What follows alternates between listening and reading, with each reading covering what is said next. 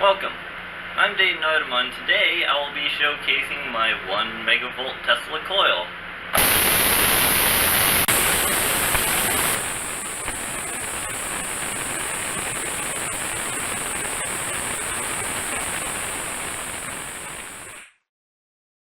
The Tesla Coil is a cool but not very useful technology. It's a resonant transformer designed by Nikola Tesla about 100 years ago. 120 volt 60 Hz city power is converted using a transformer to somewhere in the order of several thousand volts. Using a high voltage capacitor, or capacitors, will charge until the point that the charge in the capacitors has sufficient voltage to arc across the spark gap. The distance the gap is apart determines the minimum voltage necessary. This causes a quickly changing current to induct into the secondary coil, which itself is a transformer. The result is a high frequency, high voltage on the secondary coil. Using a top load will allow the charge to accumulate there.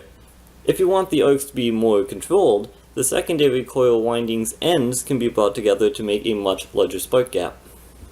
The actual construction behind the spark gap Tesla coil is surprisingly easy, and it only requires a couple of components.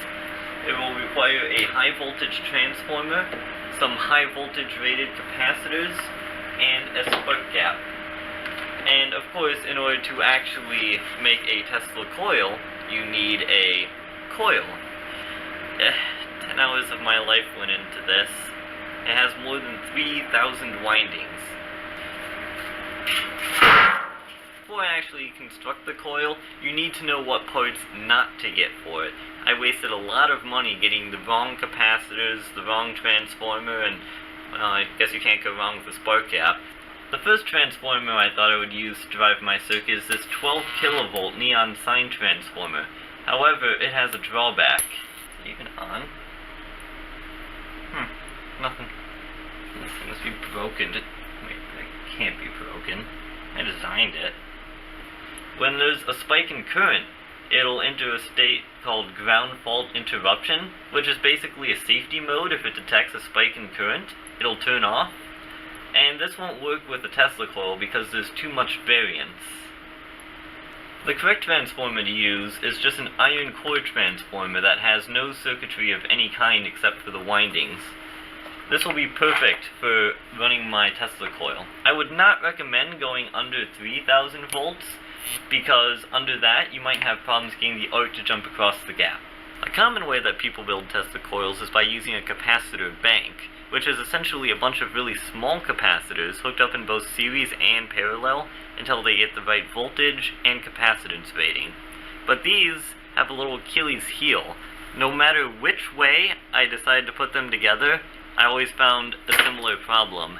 These leads on the ceramic capacitor are too close together, and I would get arcing across that.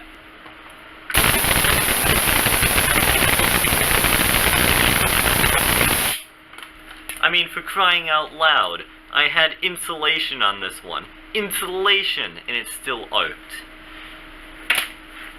Even though these capacitors are rated for it, I just don't think they're gonna do. I need new capacitors, better capacitors that won't arc. That's why I decided to get these. They're called doorknob capacitors because, you know, they look like one of those old-style doorknobs that... whatever. What's useful about them is that they have terminals on either side that can be threaded into. Not only useful for mounting, but I don't think I have to worry about any more arcing across them since these capacitors are insulated. And, you know, that's about it.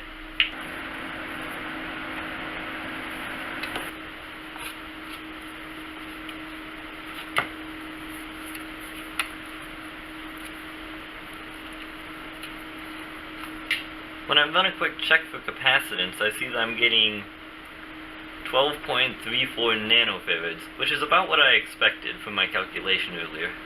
Now, the last mandatory thing that I need is my primary coil. Now, I'm no carpenter, but this certainly is a fine platform that I built.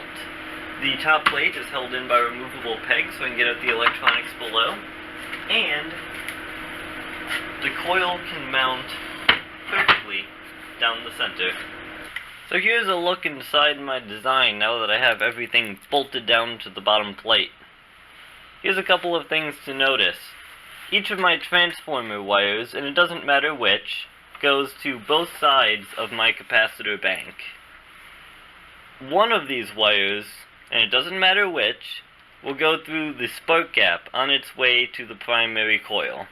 This wire will lead up to the primary coil, and then coming out of the primary coil will be this wire, which leads not only back into the capacitors but also back into the transformer. So this wire I have coming from the end of my secondary coil needs to short to ground somehow. The particular transformer that I have has this wire which shorts to ground. Or you can just go exactly where this green wire goes, which is to the iron core. Yes, if you attach anything to the iron core, it will be grounded if it's in this circuit.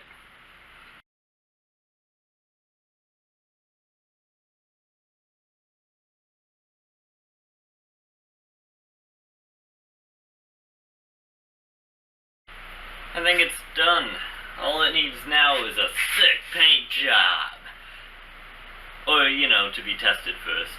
Without further ado, may I overdramatically present my Tesla Coil! Now, I'm not just going to plug this sucker into 120 volt city power. The first thing I'm going to do is run it through this momentary action foot switch so I can turn it off in case anything goes catastrophically wrong. Potential catastrophe scenarios include it bursting into flames, it exploding, it electrocuting me, it blowing a fuse, it getting security called on me, or it inciting a peasant revolt. 3, 2, 1...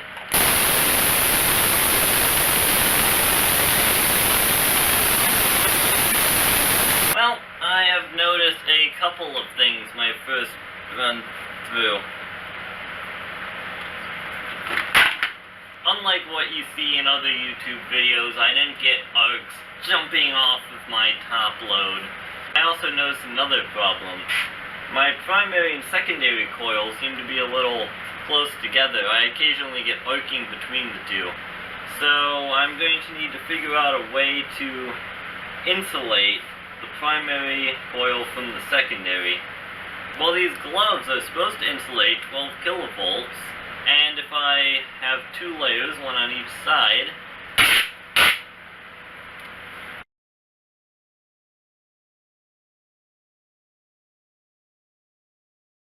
well, I've done it again. I've managed to take something that's supposed to look cool and turn it into the most hideous thing imaginable.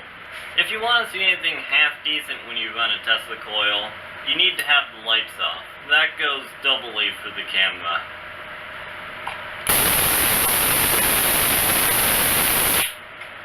You know what? I can actually see some sparks jumping off of my top load here. Although I bet they're so dim the camera's not even going to pick them up. It's a real shame. But they are, in fact, there. Now here's the answer to a question you've probably wanted to know. Can you touch a Tesla coil while it's running?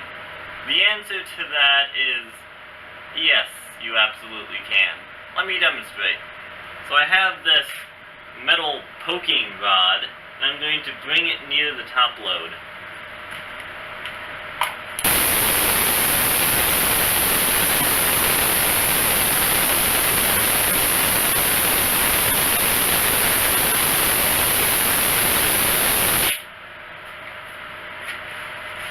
It wasn't going anywhere else, it was just going directly into my hand, and I'm absolutely fine.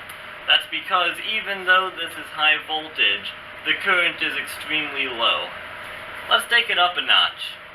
Here is my bare hand, and I'm going to bring it near the top load.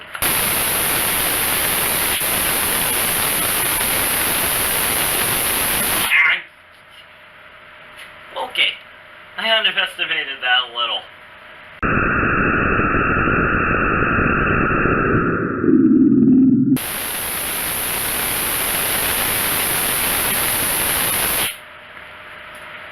You probably noticed I wasn't just holding my hand there.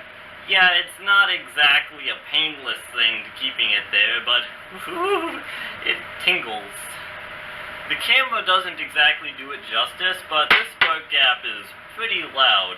You're ringing loud, in fact. So, I finished my Tesla Coil before the deadline, and I gave it a nice lick black coat of paint. Before that paint even dried, I hauled it over to the competition to make off with 4th place. Well, now that I have a Tesla Coil, I reckon it's time to have some fun. Here are a few more things that you can do with a Tesla Coil. If I just remove this rod. Like the smaller Tesla Coil in my previous video, this one creates a strong electromagnetic field around it, which I can use to excite the gases inside a fluorescent bulb. The same is true with an incandescent bulb.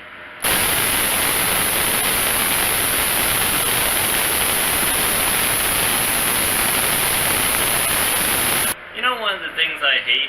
It's those signs you see everywhere nowadays that say danger, high voltage, as if I don't know how much voltage I can take. For instance, there's at least 500,000 volts coming off of my top load.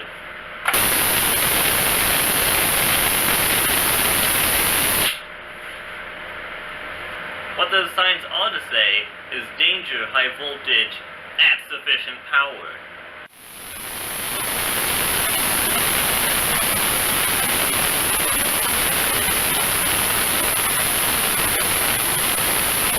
You can also see a lot of the arcing going on from this primary coil.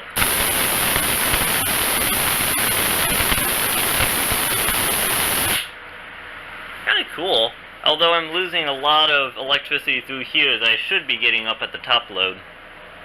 So, due to my haste in constructing this, I may have taken a few liberties as far as efficiency is concerned. Sometime in the future, I'll be taking this Tesla Coil and actually tuning it to get it to operate at its peak efficiency. And then I'll make a new video, and I will go through all the steps I did to tune it and optimize it. So, you can look forward to that. Thanks for watching. Don't forget to check the description for additional links and sources. And if you have any further questions, let me know in the comments, and I'll try to get to them as soon as possible.